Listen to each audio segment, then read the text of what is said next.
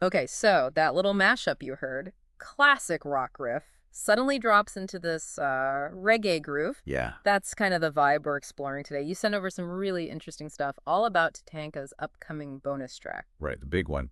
Sweet Little Bless Up tune, rock and roll rhythm rub, 40 minutes. 40 minutes, it's huge. And it sounds like a really bold fusion. It definitely is. Yeah. More than just, sticking two sounds together. It seems like a real conversation between genres. Absolutely. So your sources, we've got this website preview, a briefing doc, some FAQs on Tatanka, even a study guide. It all paints a picture of something pretty ambitious. Hmm. So for you listening, we're going to try and unpack this mega mix. We want to get beyond just that it blends rock and reggae and into how it works. Yeah, and the mechanics of it. Exactly. And what it might say about culture, connection, the message behind it all, and, how it ties into Tatanka's whole mission. Their values, yeah. We're aiming for those aha moments, right? The insights that click, but without making your head spin. So let's get into this rock and roll rhythm rub. Okay, so at its core, like the article you sent points out, it's about taking these huge classic rock anthems. Yeah, the big stadium fillers. Right. And then reworking them with the foundational bits of 1970s roots reggae. So you're thinking that really warm, deep bass, that classic skanking guitar rhythm, the offbeat thing. Right, the chica chica. Exactly. And these soulful, conscious vocals layered on top. The whole vibe they describe is peace and love. And the preview really stresses how seamless it's supposed to be. Like it shouldn't feel jarring, but somehow familiar and new at the same time. Yeah, nostalgic yet innovative, I think was the phrase used. That's it. Hearing songs you know inside out, but through this completely different filter. We even got that list of some tracks getting the treatment. What was it? Zeppelin's Rock and Roll? Uh-huh. Kiss, rock and roll all night. Joan Jett. Love rock and roll, Chuck Berry. Rock and roll music, yeah. Oasis's rock and roll star. Rick Derringer. Rock and roll hoochie coo. Wow. And the Stones, it's only rock and roll. That's quite a playlist to tackle. It really is. But importantly, it's not just the music that's changing. The briefing doc highlighted something crucial. The lyrics. They've apparently reimagined the words of these rock songs using Jamaican patois. Patois? Okay, so that's not just a musical thing then, it's a linguistic shift too. Exactly. It adds this whole other layer. It's not just style. It's about cultural reinterpretation, deepening the meaning, maybe. Which kind of naturally leads us to the cultural side of things, doesn't it? It's interesting how both rock and reggae, like your sources mentioned, they've always been more than just tunes. Oh, for sure. They've both carried a lot of weight, socially and personally. Platforms for expression, right? Social commentary. Definitely. If you think about reggae's history, it's so tied up with the Rastafarian movement. It's often been, a voice for people pushed to the margins. A sound of resistance. Resistance, empowerment, absolutely. Celebrating identity against the odds. And then rock. Well, rock's got its own history of rebellion, hasn't it? Questioning the status quo, challenging authority. Totally. The counterculture stuff calls for change. Right. Rock was right there. So by deliberately mixing these two, the article suggests it's like finding a shared spirit. That seems to be the idea. Despite coming from different places, maybe both genres tap into that same basic human need. To speak out, to push back, to connect. Right. And using the patois, that really anchors it, doesn't it? It grounds the reggae side in its heritage. It does. It honors that specific identity. But maybe, at the same time, is trying to make a broader statement. How so? Well, by weaving it into these globally known rock songs, it's like celebrating the specific within something universal. That sense. Yeah, I get that. Okay, so shifting gears slightly.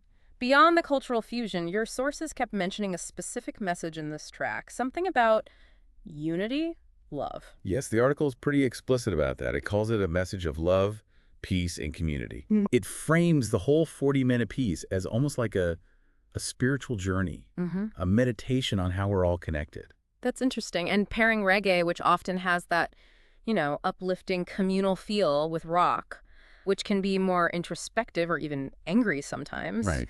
That could create a really interesting tension or maybe a balance, holding space for all of it. I think that interplay is key. Maybe the reggae vibe reframes some of the rock angst, like finding the shared hope underneath the frustration. Oh, that's a cool thought. And this all sounds like it plugs directly into what Tatanka is about, right? Your sources were clear. This isn't just music for music's sake. Not at all. Tatanka's mission You see it on their site, in the FAQs. It's all about diversity, equity, and inclusion.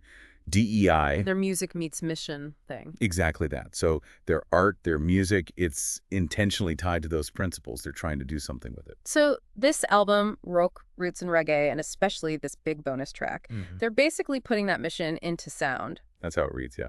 The album explicitly aims to celebrate marginalized and underrepresented voices. TATANKA themselves say they believe music can cross boundaries, foster understanding. And the briefing doc really hammered that home, didn't it? Quoting their belief in music transcending borders, inspiring change. This fusion isn't just a concept. It's the method they're using to live out that philosophy. Building bridges with sound. Okay, so this huge bonus track, 𝗧𝗔𗧍𝗓𝗓 40 minutes, gives you a lot of space. It must give us clues about the main album, Rock, Roots, and Reggae, too. Yeah, the article positions it exactly like that, a window into the album's heart. It suggests the album will dig into similar themes, unity, inclusion, using this same rock-reggae blend. So the bonus track is like the overture, setting the scene. Kinda, yeah. Laying down the sonic and thematic foundation for what the full album explores. And the album description talks about celebrating the whole human experience, joy, pain, hope, all that stuff, through this musical mix. So it's aiming for emotional depth, not just, hey, isn't this a neat trick? Precisely. When they talk about intertwining nostalgic echoes of classic rock with soulful rhythms of reggae, it sounds like they want to connect on a deeper level. Familiar sounds, fresh feelings. We even saw that track list preview with notes on why they picked certain songs, like connecting Lynyrd Skynyrd's Simple Man to reggae's ideas about conscious living. Right. Which shows it's not just random picks. They're actually thinking about the themes, the parallels between the rock songs and the reggae spirit. It's curated. Thoughtful, yeah. Like giving Bowie's Space Oddity a dubby, spaced-out reggae treatment that makes sense, enhancing the cosmic feel. And ending with the Beatles' Let It Be for Peace. It suggests a real journey across the album. It does. And that 40-minute bonus track, it probably gives you that immersive dive, that feeling of interconnectedness, blending those big rock hooks with the reggae feel. A real taste of the album's vision. So for you, the listener, what's the bottom line here? Well, it seems this whole project, 𝗧𝗧𝗓𝗓 and the Rock, Roots, and Reggae album, it's shaping up to be way more than just mixing genres. Definitely seems that way. It feels like it's intended as a cultural journey, an emotional exploration, trying to find common ground between sounds you might not expect to connect and digging into shared human stuff. Hopefully, this deep dive gave you a better handle on what they're aiming for, maybe sparked a few of those aha moments. Yeah, it really invites you to think about, the shared roots of different kinds of music.